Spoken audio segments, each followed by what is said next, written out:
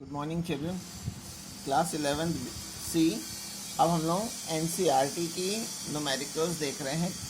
Chapter end numericals में lesson number 3 motion in a plane, motion in a straight line का आप देखेंगे। Question आपको एडिशनल से पहले के क्वेश्चन करने हैं, ठीक है। अच्छा, तो इसमें जो सबसे पहला मैं न्यूमेरिकल कर रहा हूँ वो 3.3 जरा देखिएगा। उसमें क्या कह रहे हैं? A woman starts from her home at 9 a.m., walks with a speed of 5 km/h on a straight road up to her office 2.5 km away. Stays at the office up to 5 p.m. and return home by an auto with a speed of, जैसे suppose कीजिए कि ये उसके home है, house की position है और ये ऑफिस है। तो होम से ऑफिस की distance according to question 2.5 kilometre है। और वुमेन 9 a.m. इस ऑफिस के लिए चलती है, वॉक करती है with A speed of 5 km/h, ठीक है। तो मैं देखूंगा कि 9 बजे चलने के कितने समय के बाद वो यहाँ पहुँच रही है। तो अगर मैं H से O तक का टाइम कैलकुलेट करूँ, H से यानी होम टू ऑफिस, तो टाइम इज इक्वल टू हो जाएगा डिस्टेंस अपॉन स्पीड। तो डिस्टेंस तो 2.5 किलोमीटर है और स्पीड है 5, तो 2.5 को 5 से कैंसिल कर लिया तो हाफ आवर आ गया। Half hour means 30 minute. Half hour का मतलब 30 मिनट। इसका मतलब ये हुआ कि जब ये 9 a.m. पे घर से चली है तो वो ऑफिस पहुंच जाएगी एट ऑफिस। ऑफिस कितने बजे पहुंचेगी? उस समय जो टाइम हो रहा होगा वो 9:30 हो जाएगा, क्योंकि 9 बजे घर से चली है और 30 मिनट उसको लग रहे हैं पहुंचने में। फिर आगे इन्होंने कह रखा है stage at the office up to 5 p.m. 9:30 पे यहाँ पहुँच गई, उसके बाद 5 p.m. तक ऑफिस में रहती है, ठीक है। तो उसके बाद वो ऑफिस से घर आ रही है। जाते समय तो वो वॉक करती है, लेकिन लौट रही है जब, तो वो ऑटो से आ रही है और उस ऑटो की स्पीड दे रखी है 25 km/h। तो लौटते समय कितना टाइम लगेगा? फिर टाइम डिस्टेंस तो उतनी ही कवर करनी है, डिस्टेंस अपॉन स्पीड लगा लें। फिर पहले स्पीड को मैं v1 कह दे रहा हूँ, इस दूसरे वाली स्पीड को v2। तो ये हो जाएगा डिस्टेंस तो 2.5 और स्पीड है 25, तो 0.1 आवर आ गया। 0.1 आवर। और अगर इसको मिनट में चेंज करें तो 60 से मल्टीप्लाई कर लें तो 6 मिनट, यानी 5 बजे ऑफिस से चल रही थी तो कितना टाइम? 6 मिनट उसको लगेगा। तो एट होम, घर पहुंचते समय टाइम क्या हो जाएगा? उस समय टाइम हो जाएगा 5:06, ठीक है। इतने इतने PM पे वो घर पहुंच जाएगी। आपसे क्या रखा था? Choose suitable scale and plot the position time graph. अब हमें डिस्टेंस टाइम ग्राफ बनाना है, पोजीशन टाइम ग्राफ बनाना है। टाइम को मैंने एक्स एक्सिस के अलॉन्ग ले लिया और पोजीशन किलोमीटर में है, ठीक है। टाइम यहाँ पे टाइम PM में है। तो देखिएगा जो डिस्टेंस मैक्सिमम कवर करनी है वो 2.5, तो ये 0 ले लिया, ये 0.5, 1, 1.5, 2, 2.5, ठीक है। और 9 बजे वो यहाँ से चल रहे हैं। इधर में ये 10, 11, 12, फिर 1, 2, 3, 4, 5, ये 5 PM हो गया। तो 9 बजे चली थी, 30 मिनट उसको लग रहा था, यानी 2.5 किलोमीटर कवर करने में। 9 और 10 का मिड पॉइंट होगा 30 मिनट, तो 9 ये वो ये यहाँ पहुँच गई O से A, उसके बाद 2.5 किलोमीटर दूर पहुंच गई थी ऑफिस। उसके बाद वो 5 बजे तक ऑफिस में थी, यानी वहाँ पे रेस्ट में थी, बॉडी मूव नहीं कर रही थी। ठीक है, ये 5 PM हो गया। उसके बाद उसको 6 मिनट लगा है ऑटो से घर आने में। तो इस पॉइंट को मैं बी कह दे रहा हूँ, इसको सी कह दे रहा हूँ। तो ये सी वाला जो टाइम है वो 5.06 PM हो जाएगा। ये ग्राफिकल रिप्रेजेंटेशन हो गया। ठीक है, now question number 3.4। Question number 3.4, इसमें क्या कह रहा है, आपसे किसी शराबी की बात करी हुई है। कह रहा है कि ए ड्रंकर्ड, एक शराबी जो है, walking in a narrow lane takes 5 step forward and 3 steps backward. 5 कदम आगे जाता है और नशे की वजह से वो 3 कदम पीछे आ जाता है। Followed again by 5 steps forward and 3 steps backward and so on. Length of each step दे रखा है कि ईच स्टेप की जो लेंथ है वो 1 मीटर है। Length of each step is equal to 1 metre. और आपको बता रखा है एक स्टेप में जो टाइम लग रहा है वो 1 सेकेंड का टाइम लग रहा है। तो plot position time graph of his motion determine graphically and otherwise. Graph से या किसी दूसरे तरीके से आपको कैलकुलेट करना है how long the drunkard takes to fall in a pit 13 metre away from the start. मान लो कि कोई ड्रंकर्ड ओ पॉइंट से स्टार्ट कर रहा है और ये पी कोई पॉइंट है जहाँ पे कोई पिट है, कोई गड्ढा है, और आपको बता रखा है कि ये डिस्टेंस 13 किलोमीटर की डिस्टेंस पर पिट है। तो कितने समय के बाद जो ड्रंकर्ड है वो इस पिट में गिर जाएगा। अब आप देखिए, पहले उसको एक 5 स्टेप आगे जाता है, उसके बाद 3 स्टेप पीछे आता है। तो जब वो पहली बार वो चलेगा 5 स्टेप आगे, तो उसको कितना टाइम लगेगा। हर एक स्टेप को 1 सेकेंड लग रहा है। तो शुरू के 5 सेकेंड में 5 स्टेप जाने में मतलब 5 सेकेंड, डिस्टेंस ट्रेवल्ड इन 5 सेकेंड। शुरू के 5 सेकेंड में जो डिस्टेंस ट्रेवल करेगा वो 5 मीटर। और मान लो वो यहाँ आया तो वो अगले 3 मिनट में वो 3 कदम पीछे भी जाएगा। तो 5 में 3 सेकेंड और 3 मिनट और जोड़ लें तो 5 और 3 हो गया 8। तो क्योंकि क्वेश्चन में कह रखा है कि वो 5 कदम आगे चलता है तो 3 कदम पीछे, तो 5 + 3 8 सेकेंड हो जाएगा। 8 सेकेंड में क्या होगा, इन 5 मीटर में से वो 3 मीटर वापस आ जाएगा, यानी फाइनली वो 8 सेकेंड में 2 मीटर गया है। 2 मीटर गया है, ठीक है ना। अब अगले मान लो कि यहाँ तक 5 था और 3 पीछे आ गया, तो यहाँ कहीं आ गया, ए पॉइंट पे आ गया। अब यहाँ से ये 2 किलोमीटर वो कवर कर चुका है। अगले 5 सेकेंड में डिस्टेंस ट्रेवल्ड इन, तो अगला 5 सेकेंड का मतलब 8 सेकेंड तो हो ही चुका था। 8 में 5 और जोड़ लें तो ये 8 और 5 13 सेकेंड हो जाएगा। तो उसने कितनी डिस्टेंस कवर करेगा, 2 मीटर फाइनल उसने किया था, 5 मीटर और गया, यानी वो 7 मीटर की डिस्टेंस कवर की। अब इन 7 मीटर में से वो 3 कदम पीछे आएगा अगले 3 सेकेंड में। तो 13 में 3 सेकेंड अगर मैं और जोड़ लूँ तो डिस्टेंस ट्रेवल्ड इन 13 में 3 सेकेंड अगर मैंने और जोड़ा तो वो हो गया 16 सेकेंड। तो ये 7 मीटर में से 3 मीटर हम माइनस कर लें तो वो 4 मीटर पहुंच गया होगा। फिर 4 मीटर यानी उसने 16 सेकेंड में वो 4 मीटर की डिस्टेंस कवर की है, यानी वो बी पॉइंट तक पहुंचा है 16 सेकेंड में।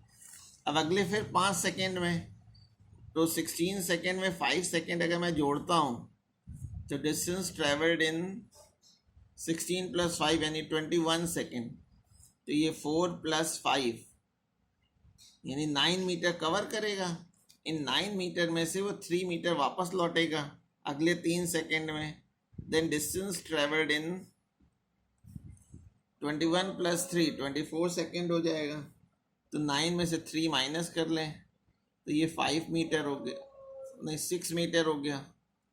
24 सेकेंड हो गया। अब अगले 5 सेकेंड में डिस्टेंस ट्रेवल्ड इन 24 से 5 जोड़ दिया, 29 सेकेंड हो गया। और 29 सेकेंड में 6 + 5 यानी 11 मीटर हो जाएगा। अगले 3 सेकेंड में वो पीछे आएगा, डिस्टेंस ट्रेवल्ड इन 29 + 3 यानी 32 सेकेंड्स। 32 सेकेंड में 11 में से 3 माइनस कर दिया तो बचा कितना, 8 मीटर। ठीक, अब अगले 8 मीटर का, फिर अगले 5 मीटर आ गए, 5 सेकेंड में डिस्टेंस ट्रेवल्ड इन अगले 5 सेकेंड की बात कर रहा हूँ, तो 32 में 5 जोड़ लिया तो 37 सेकेंड हो गया। और डिस्टेंस कितना कवर करेगा, 8 मीटर + 5 और 13 मीटर। और 13 मीटर पे तो पिट ही है, उसमें वो गिर जाएगा। तो टोटल टाइम कितना लगा, देयरफॉर आंसर आ गया, after 37 second drunkard fall in a pit. Drunkard fall in a pit. ठीक है। और अगर इसको ग्राफ में आपको अगर दिखाना है, ग्राफ में शो करना है, तो कैसे दिखाएंगे, मैंने अलोंग एक्स एक्सिस पोजीशन को ले लिया है, यानी डिस्टेंस को ले रखा है मीटर में। अलोंग वाई एक्सिस टाइम लिया हुआ है सेकेंड्स में। ठीक है। और 37 सेकेंड तक है तो हम 40 तक दिखा रहे हैं। 5, 10, 15, 20, 25, 30, 35, 40, 45। अब आपको 5 मिनट पहले 5 सेकेंड में वो इधर की भी डिस्टेंस दिखा रहा हूँ, 13 मीटर तक जाना है इसको, तो मैं 2 ले ले रहा हूँ। 2, 4, 6, 8, 10, 12, 14। ठीक है। पहले 5 सेकेंड में वो गया था 5 मीटर, तो 5 सेकेंड में 5 मीटर गया, वो ये हो गया, तो इसके कोऑर्डिनेट हो गए 5,5। क्यों, क्योंकि ये 5 है और ये टाइम भी 5 हो गया।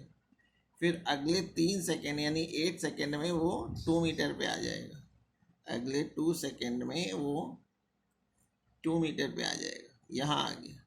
तो यहाँ का टाइम क्या हो गया, टाइम हो गया एक्स एक्सिस पे टाइम 8 हो गया और पोजीशन 2 हो गई।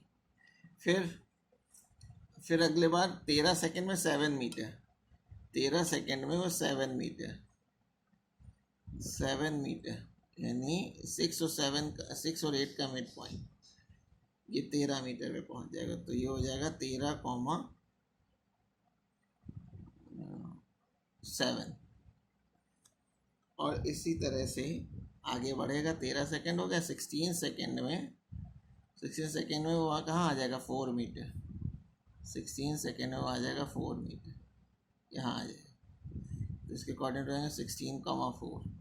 फिर अगले 21 सेकेंड में वो 9 पे पहुंच जाएगा, 9।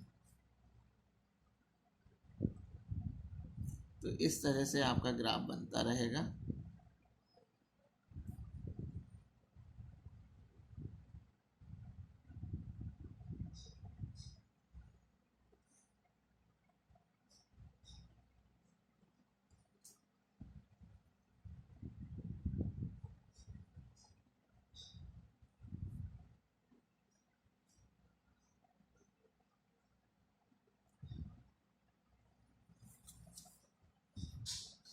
नेक्स्ट क्वेश्चन है question number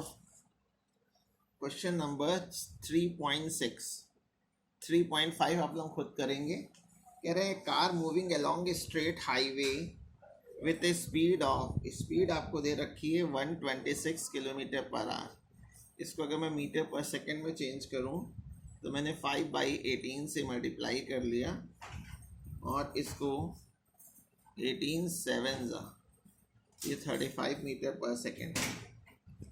A car moving along a straight highway with a speed of 126 kilometre पर our is brought to stop, यानी वो रुक जाती है within a distance of 200 metre, 200 metre की डिस्टेंस कवर करने के बाद रुक जा रही है। तो what is the retardation and how long, कितने समय तक वो जो है लग गया उसको रुकने में। तो हम लोग फर्स्ट इक्वेशन ऑफ मोशन का नहीं, हाँ फर्स्ट एस मालूम है तो थर्ड इक्वेशन, जब टाइम नहीं दिया होता है तो हम लोग थर्ड इक्वेशन का यूज़ करते हैं। तो v तो ज़ीरो है, u है 35 का स्क्वायर, 2 इंटू ए इंटू 200, इससे a की वैल्यू आ गई -35 इंटू 35 अपॉन 2 इंटू 200, और इसको अगर हम सॉल्व करें तो इसकी वैल्यू आ जाएगी 5 से कैंसिल करने के बाद -3.06 मीटर पर सेकेंड स्क्वायर। तो ये नेगेटिव साइन रिटार्डेशन को बता रहा है। अब रुकने में कितना टाइम लगेगा, तो टाइम निकालने के लिए तो हम लोग फर्स्ट इक्वेशन ऑफ मोशन का यूज़ कर सकते हैं। तो मैं फर्स्ट इक्वेशन ऑफ मोशन का यूज़ करने जा रहा हूँ। फर्स्ट इक्वेशन यानी v is equal to u plus a t. तो v तो ज़ीरो है, u की वैल्यू 35 है, a की वैल्यू हम लोगों ने -3.06 सॉल्व की। तो यहाँ से मैं t की अगर वैल्यू निकालूँ तो 35 अपॉन 3.06 सॉल्व करने पे ये 11.4 सेकेंड आ जाता है। तो इजी क्वेश्चन था ये। अब देखिए नेक्स्ट क्वेश्चन है क्वेश्चन नंबर 6.7। 6.7 कह रहा है two trains A and B of length 400 meter each are moving on two parallel tracks with a uniform speed of 72 kilometre पर आवर। टू ट्रेन्स हैं, टू ट्रेन्स, एक ट्रेन को A कह दे रहा हूँ, दूसरे ट्रेन को B कह दे रहा हूँ। Two trains A and B of length, दोनों की लेंथ सेम है, LA और LB इक्वल है, 400 मीटर लेंथ है ट्रेन्स की, 400 मीटर, और दोनों की स्पीड भी सेम है। चिल्ड्रन मैंने सपोज कर लिया कि A की स्पीड UA है तो B की स्पीड UB है, और दोनों की वैल्यू सेम है, यानी UA is equal to UB है, और दिया है 72 किलोमीटर पर आवर, 5/18 से मल्टीप्लाई किया तो ये 20 मीटर पर सेकेंड होगा। ठीक है, इन द सेम डायरेक्शन, दोनों सेम डायरेक्शन में जा रहे हैं, दोनों ट्रेन सेम डायरेक्शन में जा रही हैं। The driver of B decide to overtake A. The driver of B decide to overtake A and accelerates. A वाले का acceleration दिया है 1 meter per second square. If after 50 seconds the guard of B just brushes past the driver of A. कह रहे 50 second के बाद the driver of B decides to overtake A. अच्छा, driver B का ड्राइवर डिसाइड करता है कि उसको ए को ओवरटेक करना है इस एक्सेलरेशन से 50 सेकेंड के बाद, 50 सेकेंड्स के बाद। What was the original distance between them, उस समय ओरिजिनल डिस्टेंस कितनी होगी। ठीक है, तो देखिए ए वाले ने 50 सेकेंड के बाद ओवरटेक कर रहा है, तो उसका मतलब है कि 50 सेकेंड तक तो ट्रेन ए भी मूव करेगी। तो फॉर ट्रेन ए, अगर मैं ट्रेन ए की बात करूं तो ट्रेन ए के में एक्सेलरेशन नहीं है, तो उसमें सिंपल डिस्टेंस निकाल लें, distance is equal to speed into time, speed into time. Speed दी हुई थी 20 और टाइम है 50 मीटर, 50 सेकेंड्स, तो 2 5 10, यानी ये 1000 मीटर तब तक ट्रेन ए का ड्राइवर कवर कर चुका था। अब ट्रेन बी जो है, ट्रेन बी ओवरटेक करती है 50 सेकेंड के बाद विथ दिस एक्सेलरेशन। तो by using second equation of motion ut plus half A T square, u की वैल्यू 20, टाइम है 50 सेकेंड्स, हाफ ए की वैल्यू है 1 इंटू 50 का स्क्वायर 2500, 1250, और ये है 1000, तो 2250 आ गया। ठीक है, तो आपसे कह रहा था कि ओरिजिनल डिस्टेंस बताइए बिटवीन बी एंड ए। तो देखिए बी ने, जैसे सपोज कीजिए ए ने कवर की है ओ पॉइंट से 100 मीटर, 1000 मीटर, 1000 मीटर, ठीक है ना। तो इसमें 400 मीटर की ट्रेन की डिस्टेंस भी होगी, यानी उसने 1400 कवर किए। और बी ने कितनी कवर की है, बी की डिस्टेंस आ गई है, बी ने जो कवर की है वो 2250, और इसमें भी 400, मान लो यहाँ तक है तो 400 मीटर ट्रेन की डिस्टेंस हो गई। तो दोनों के बीच की डिस्टेंस कितनी आ गई,